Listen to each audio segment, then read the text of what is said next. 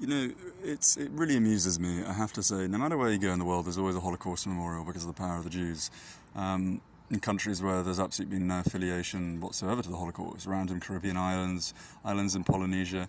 So here you have a memorial plaque to a Palestinian terrorist, I won't use the word massacre, series of killings in Israel in 1972. We're in the middle of Puerto Rico, fucking San Juan. There's absolutely no affiliation whatsoever. Yeah, I mean, why do people need to know this? Why does this plaque need to be... Do you know how much this probably would have cost as well? Enough to sustain a couple of lives in a hospital for months on end on a life support machine. But of course, you know, you have to have that Jewish presence, that Israeli presence. It's absolutely balmy. Look at the size of this thing. Look at the size. Why do you need this? Why do you need this? In Puerto Rico, a 1972 Israeli airport killings. It's just fucking mad, it really is. Oh God, no! No way! I didn't see it. Of course there is. There's a massive Holocaust memorial. Lovely. Okay, yeah, all these people need to know so much about 1945 Germany. The massacre of all kinds of people, not just Jews, let's not forget. More Russians were killed, Polish, gypsies, homosexuals, disabled. It's always to the Jews, isn't it?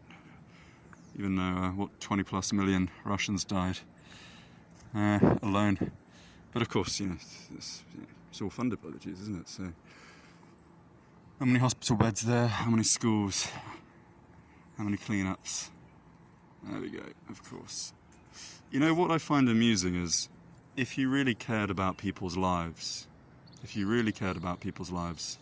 and you had a fundraiser and a set amount of capital afterwards to invest in something, would you not invest in sustaining people's lives, helping people through something practical, the application, education, that kind of thing, something that's actually going to enhance a life, rather than just building these marble plaques? But of course it's not about the Holocaust, it never was. It's about creating a divide to ensure that, and this isn't a representation of the Jewish community as a whole, but those that undertake these things are generally quite orthodox, quite Zionists, Israeli nationalists, or nationalists rather. There shouldn't be any differentiation between the two.